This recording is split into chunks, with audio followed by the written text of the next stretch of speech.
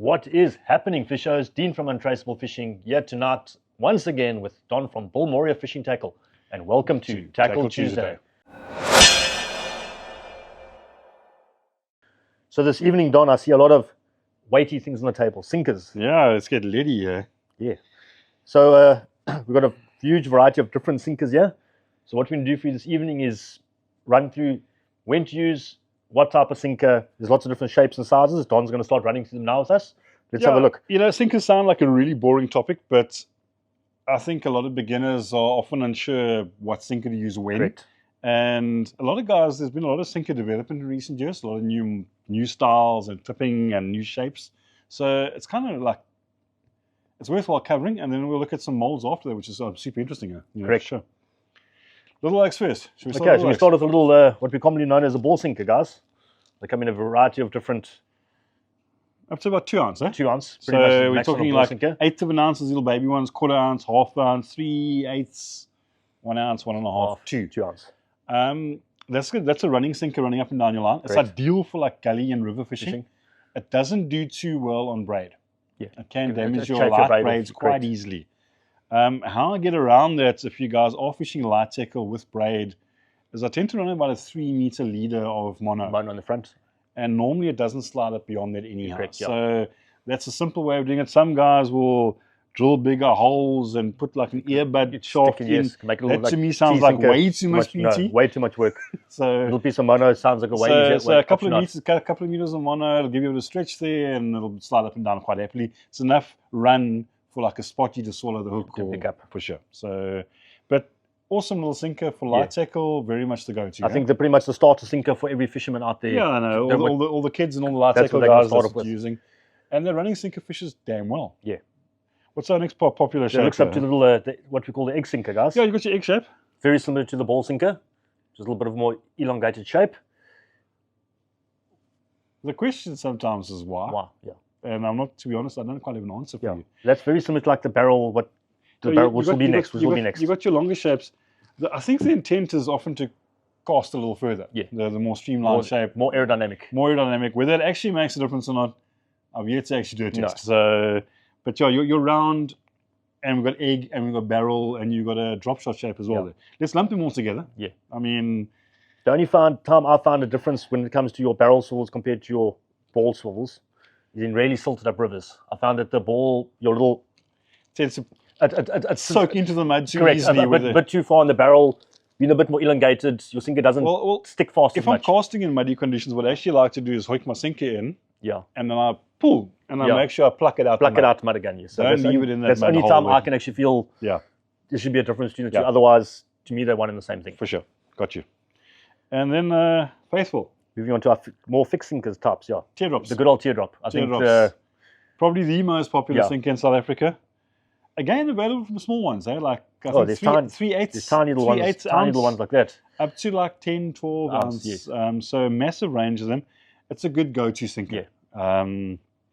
Ironically, in my very early days of fishing, the old days, we only fished with teardrops. That's great. And we only fished running sinker. Yeah.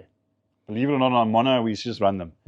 I never fished the fixed sinker. That is a volley thing to do to me. But nowadays we do it. And yet we caught bluefish and blacktail and carp and crackers on them without any problems. So goes to show. Yeah. But yeah, teardrop's a good all-rounder. Yeah, nice for the rocky areas. If the sand, if there's not too much current. Yeah, it fishes pretty much anywhere. Casts nicely. Casts well. Doesn't do anything particularly well, but it's also often your best value for money sinker because it's the most common shape. So cool. What's your favorite size though? Before we jump to the next one. Depending on the rod, but 3 ounces. The ones I buy the most over 3 ounces. I don't know if because they are a bit light, I pretty much lose a bit too many of them. Yeah, but depending on the rod, I think 3 and a 5 is pretty much. I think as we said quite often, guys, you make 100% sure your sinker matches your rod. Correct. I like a 2 ounce for your bluefish and that kind of thing. I find as light a sinker as possible, guys. You know, it's pointless having a 5 ounce if a 2 ounce will hold in the current and land me in the same hole. Yeah. But like my bluefish rod, it was a 3 to 5 ounce. I found that casts very easily on a 5 ounce. 3 ounce, I'm not getting the same distance in that. So sometimes just getting to know your rod, thing to consider. It's always nice to have a bit of a selection. So some days I'll drop to a 4 or 3. Correct. if I feel the fish are shy and Yeah, the fish are... they're feeling a bit of sinker weight. Having a few options is always a dropping good your bait and things like that. But yeah, I love teardrops. And I see we've got a little bit of a different variation in the teardrops here. Slightly different shape, probably just a different mold. Yeah, they're various shapes nowadays. Yeah. I actually lose track. I think this one they might call a bomb. Slightly more elongated, slightly more rounded. Bigger head, probably less inclined to drop between the rocks and things get hooked. Correct, yeah. Again, fairly much of a muchness. Yeah, but some oaks, not too much difference. Some oaks will swear by one or the other. These are both very similar. So, correct. And one I've been testing lately, which I was a little more intrigued about, is this wakey. The elongated. I don't even know what it's called. We'll call it the elongated sinker I was using a 6 ounce on my Beachmaster, the long one. And you're saying this thing costs like a bullet. It's like a bullet. Yeah, it's nice and streamlined. I normally use cone sinkers for my long distance. Yeah. This thing was traveling further. Yeah. So very long sinker. What you'll see here, it's got a clip at the top there. For the guys who don't know, the in thing nowadays to cast further is you clipping your bait onto there. Make sure your sinker trace is slightly longer than your hook trace. I always get those mixed up. I'm dyslexic, so it's fine.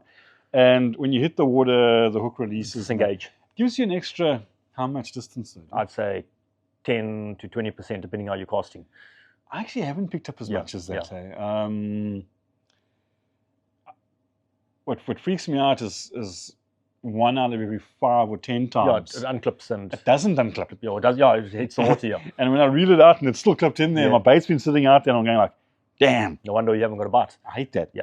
And what's become the popular solution to that is onto the dingle. Some oak name these things dingle dangles. Yeah.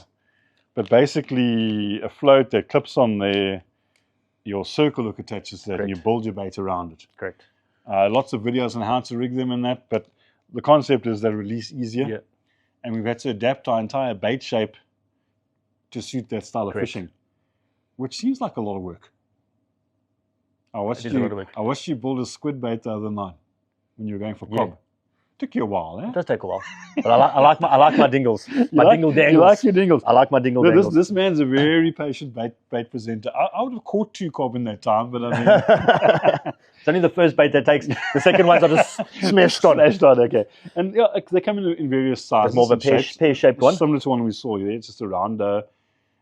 And the cool thing about them, I find, is you can tie a direct knot on. Correct. You're a little less inclined... you'll often find with your sinkers, your normal teardrops, and that as you're reeling in, it's hitting rocks and reef. Yeah, and you start... And that mono there tends to get a bit damaged. Frailed. And you don't check it, which you should do between casts. And you hoik, bing, and there goes your 200-meter cast in your sinker, but it's not attached. Yeah, you think you've casted to the So heavens. I find just a normal, even a fisherman's knot onto that is quite sufficient.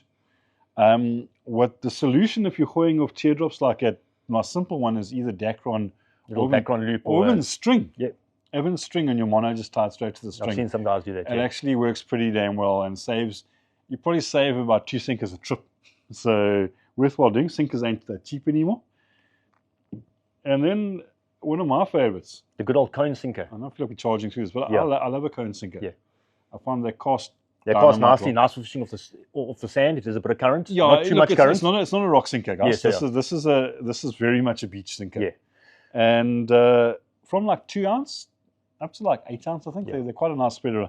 They cast wonderfully well. Yeah. Very aerodynamic. They hold quite well in the sand. They hold fairly well in the sand, but they are inclined to roll around a bit. But that's when you want you to fish the sinker like that. Sometimes for species like cob and pignose and that, sometimes they're not feeding on top of the sandbar, and you want to wash into the gutter. Yeah. So for that kind of application, I think they work pretty damn well. I enjoy a cone. Yeah. I also like it for a flat, like if I'm fishing for flatfish. If you want to move, as you say, you want to move from there to there, you can 1 or 2 flicks with the rod tip and the sink will actually move and wash through. Now you'll feel you're getting some movement on your sinker, which is not a bad thing sometimes. The point is holding sometimes one bait in the same spot forever. So pretty much in simple, that's going to lay out there in the sand, guys. My hands are sand. That side will dig in, so you'll get some sideways movement. Yep. Get some sideways movement, but you're not going to get any movement forward unless you really put some pressure on. So you're not going to worry about your bait washing in, but it can wash slightly left to right for a small bit of space. It'll often just roll into the gutter, which is a nice thing. On the drop-off was normally where the action and feeding happens. Correct. And then... if we want now we want a sinker that's not going to move. Yeah, not going to move. But we can move it. And also not get hooked up in the rocks. Correct. Your normal teardrop, some guy was clever enough, I don't even know who started this. Yeah.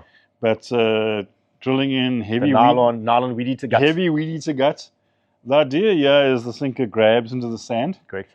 The funny thing is, though, we also found if you can visualize rocks, it doesn't fall between the cracks of rocks and boulders as much as one of those would. As much as the standard one is. So I would always have a couple of these in the bag. Correct. Sand or rock. In actual fact, I consider them more of a rock sinker than a sand sinker. In the sand, they are inclined to slide along pretty easily. Yeah. I think because they're up, they don't quite bite in. And also you get that if you're playing edibles and things like that, you get the sinker obviously hooking if they're dragging. Yeah. You get a bit of hookage. No, I haven't really felt that too much. But they're also blooming irritating for picking up weed. No, as you're winding out, they'll catch all of it. You get these 2 kg bunches of weed which you thought might have been an edible, and it happens. There's also a variation on that. I think call it a spider sinker. Yeah, got a bit more legs to it. It's again got the clip on top, and you've got 6 legs there now. Same story, just with the clip. To be very honest, I think it's a total waste of time. Yeah, I've fished with them. I've seen no advantage over that besides the clip. Yeah. And I don't know, it just seems to...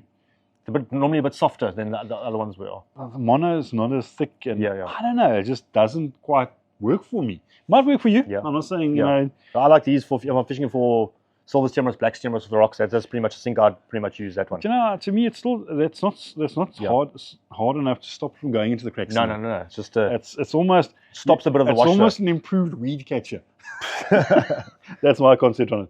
And then another one you guys love to fish. Proper grapple sink here. Your wire grab. Wire grab. Yeah. Tell us about your wire grabs. So wire grab, guys. Listen, fishing off the surf. There's a bit of current, things like that. This is going to stop it, and pretty much this sinker's in a set mode now. So it's pretty much going to, if you guys can see there, that's the sand. It's pretty much going to do that. And it's going to hold into the sand, stop you pulling. And then once you want to get it loose, 1 or 2 good tugs on the rod tip, and your wires will disengage. Yeah, typically as you start reeling, it tends to disengage. That's what you want. Yeah. So when you're coming in, you don't have to worry about your sinker hooking fast on the way in. If you're playing a very large fish, you don't have to worry about your wires hooking into the sand, tearing big holes in the fish mouth, and it drops the weed and things like that.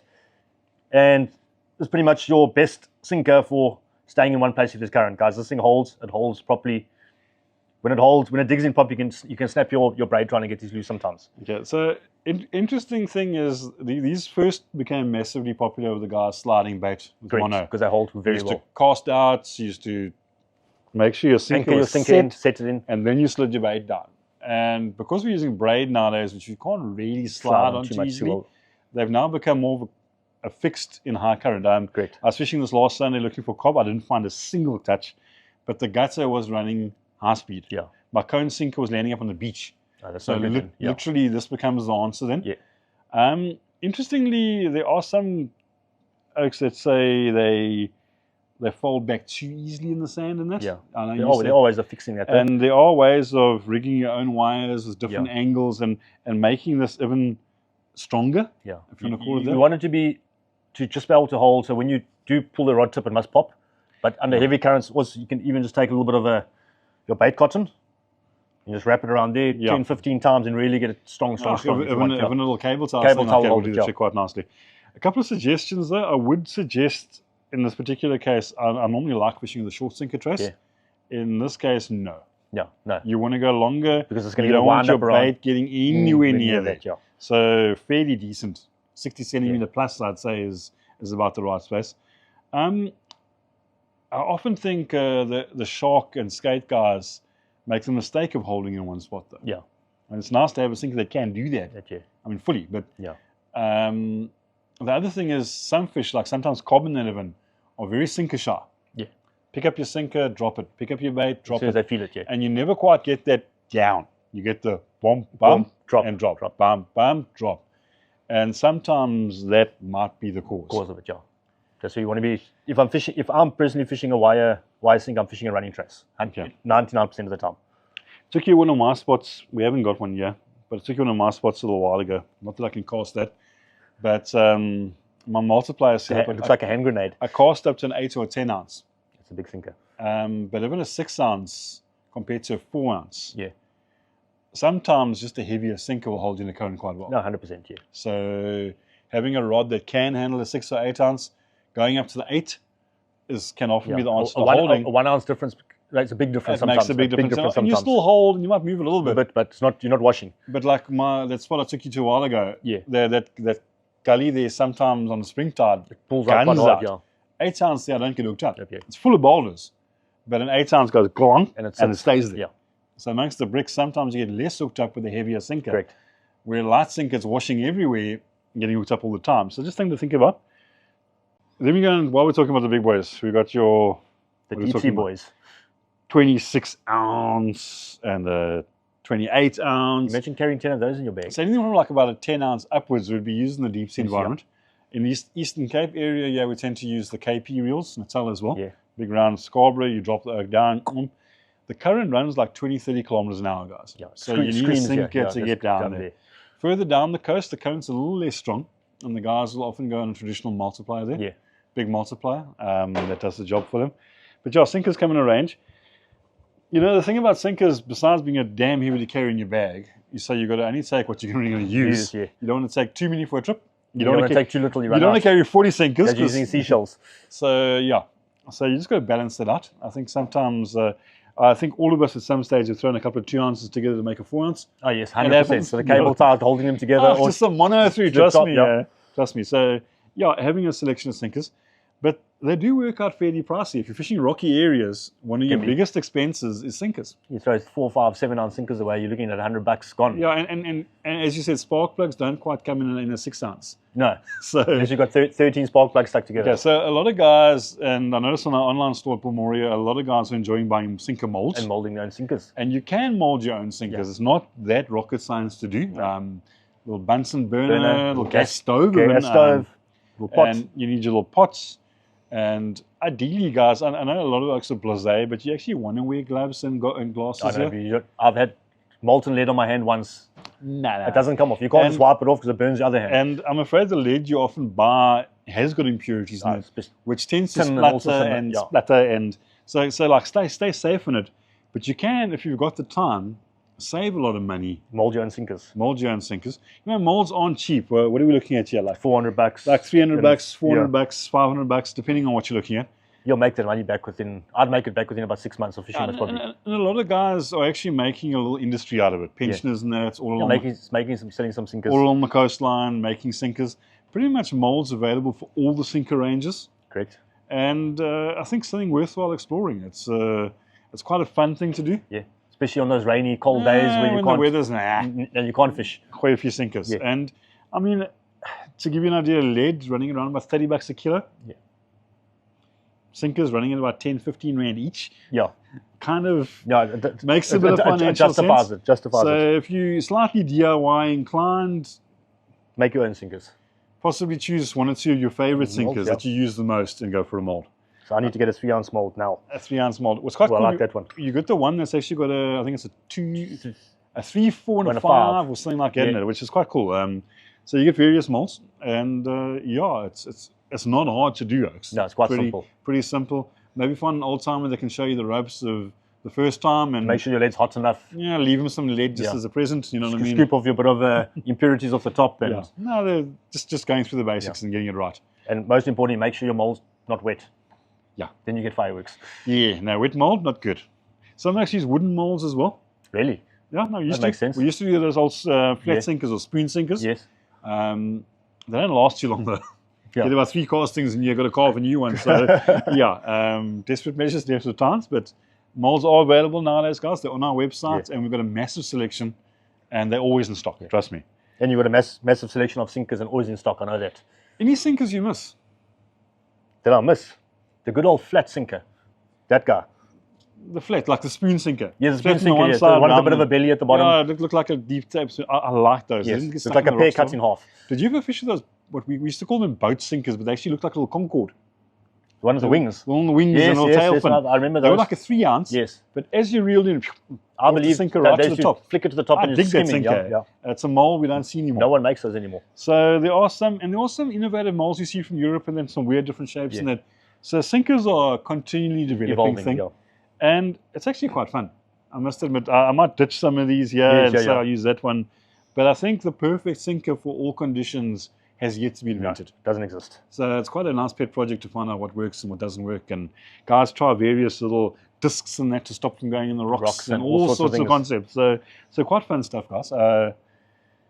And we're going to move on to our final thing tonight, because sinkers can be a little boring. Yeah. I'm going to let you hoya first. Fishing story that you actually caught the fish. Not just actually caught the fish. You know, I don't know if I have any of those. You know, we've got some of those. I see Yoke's video all the time. Yoke's fish way more than I do. So I mean, but before we just to intro that, some folks say, "Oh, we never catch anything." Yeah. Tell us about a story you caught something. Take us through the setup, the fight, and how you enjoyed it. Anything like the last 3 or 4 years. Okay, let's go 2 years back quickly. We'll go to Rock 86, guys. I know you guys know Rock 86. We're still trying to find the coordinates, so we'll share them when we can. Okay. So we rocked up in the morning, and myself, Andrew, about 4 of us, shad fishing. Fishing for shad, catching a small shad. I remember Andrew broke his, I think, the first time he threw his hero tip away. Because I ended up custom changing one of my conventional rods into a coffee grinder rod by cutting one of the eyes off. So Andrew was fishing that, and then we're stuck into 2 nice shad in 2 casts. I think it was, how big, I don't even know how big, they were like 4 or 5 kilo fish, guys. So I caught the one big fish, and we're like, no, it's impossible, we'll never catch the next one. Next throw, another big fish. My 2 biggest shad at that stage in my life, they were somewhere near the 70 centimeter mark. Yeah, so like a nice 3-4 kg shad. Yeah, no. Anyway, so I caught some fish, and then, so I'll just leave it at that story. I've got too many, I don't know, that's the first one that came to mind. On bait? Okay, so they were both caught on stripey fillet. Ooh, good bait. They were both caught on the Penn Allegiance 11 foot, 1 to 3 ounce rod. That's and nice. a BG 4500 and 30-pound braid. Mustard, one of those bronze mustard, like we call them smacks, 4.0, and a 2-ounce sinker, guys. One more leader, and no steel trace. It's amazing how the memory is sharp on the catches we enjoy. Yeah. You know that? I enjoyed those catches. Okay, they were fun on that light tackle. I went a step further. And, you know, I must admit, some of the oaks on the WhatsApps and the... Jeez, don't you look quite pretty there? I look quite pretty. I'm smiling. Yeah. Some of the oaks on the WhatsApp groups and the comments and sometimes they come across like a bit like a mockingbird. Yes. Like, don't just tell us stories about one that got away, but actually like show proof. And I don't have a video camera following me. I don't have a drone around me. Yeah, like we do. This is quite a meaningful one. It's a cracker I got during lockdown. Now, don't say that too loud. Eh? Were you allowed fishing then? We were. Okay, that's fine. No, at one stage, you were allowed fishing. You got a license. You were only allowed the beach if you had a fishing license. I remember seeing people walking around with fishing rods, chilling on the beach, not even fishing. Now, it's not the biggest cracker I've caught in my life. It is like about 73, 75 centimeters, somewhere around there. Firstly, lockdown, I don't know what it's like all years, but some of us felt the pinch financially. Yes, It was tough. Putting food on the table was tough. So, firstly, cruised down to Sinsa early morning, got my permit. I think it was the first day we were allowed to fish. Yeah. Bang, I'm there, dude. Got my rod. And I'd gone for a drop shot session. I had 2 rods with me. I had my normal 9-foot. And I've got a 12-foot Blue Marlin Pro Classic, I think it is. 12-foot 2-ounce. And I'll be honest, I hate that rod. It's never caught a decent fish for me. It's become my heavy river rod. Yeah. You know, it's a 12-foot 2-ounce, so I can hoik out far for... If there's a spotty in the channel there, I can maybe find him. It's got horrible guides. It's got a really floppy action. Yeah. The joint is often so loose, you've got to shove a plastic packet in there to make it hold. You know, it's one of those rods. It's 30 years old. You know, it's been around. Yes, it's the kind of rod now I'll lend to if I take a beginner fishing. You give it to him. Yeah, you go, dude. Yes, you know, enjoy it. Yeah. You give it back to me because I pass it to the next bloke, but I mean, it's that kind of rod. And so I cruised down to Sunset and I walk far, and I'm clapping across. Found some redback washed up the night before. I don't use that mature stuff, the toxic stuff you've been sharing lately. That stuff is squirting in my mouth. So like it's got a little bit of water left in it. Yesterday's wash up, good to go. Wife will still love me at the end of the day. And there's Shad Point, if you know, since the Westall. And there's a little gully next to Shad Point. Correct. But it's high tide and it's about 6, 7 in the morning. Like just before first light. Like a high tide. So I look here, the gully looks good. I've got some redback. This drop shot's not working out for me today at all. So I put on a 3.0. I think it was one of those red... Adrenalines?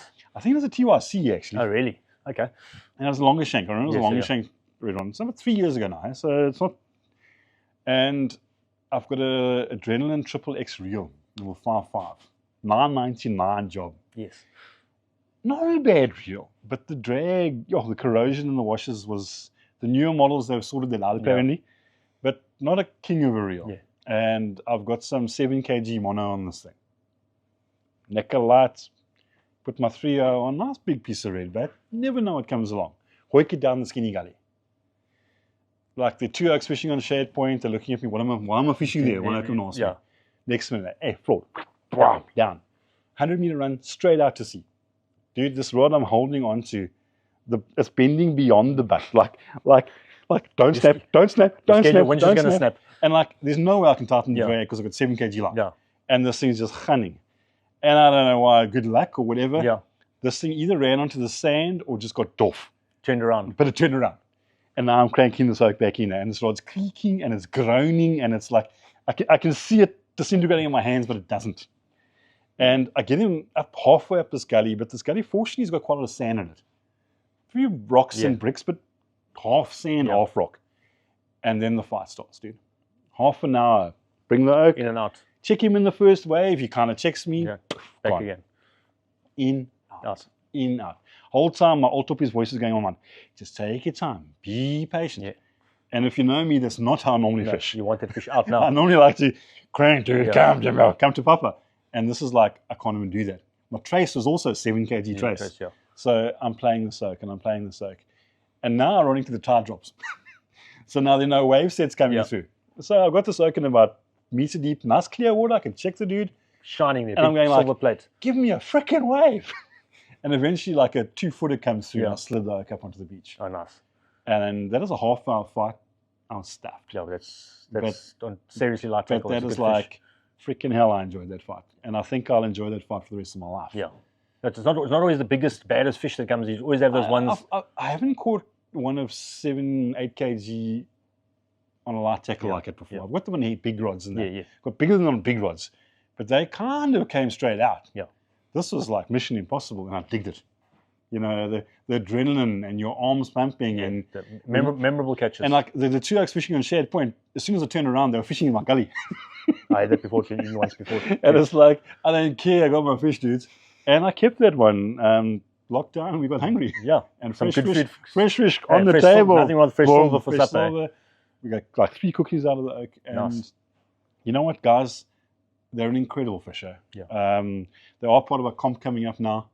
But one of the 10 species. I'd actually say between them and black serum is my top species. Yeah. So keep fishing. Yes, we do sometimes catch fish. Yes, like everybody else, we get done it sometimes as well. Sometimes I catch fish, guys. So we're going to... Fishing comp, if you're watching this, and if you've been totally asleep, is this weekend. You've got to enter by Wednesday, like the day after the video comes out, Oaks. 10 species to catch. Wednesday midnight. Be there or be square. What are you doing this coming weekend if you're not fishing? There's not even a rugby on. No, so you've got to fish. Cool. So that's all from my side. Yeah, that's pretty much it. Anyway, guys, thanks for joining us tonight for Tackle Tuesday. From Dean from Untraceable Fishing. Don't forget, if you haven't subscribed, please subscribe to our YouTube channel, guys. It goes a long way with helping us. Hit that notification bell. Check out Bill Moria's website or check them out on Facebook. Until next week. Yeah, this is Tackle Tuesday.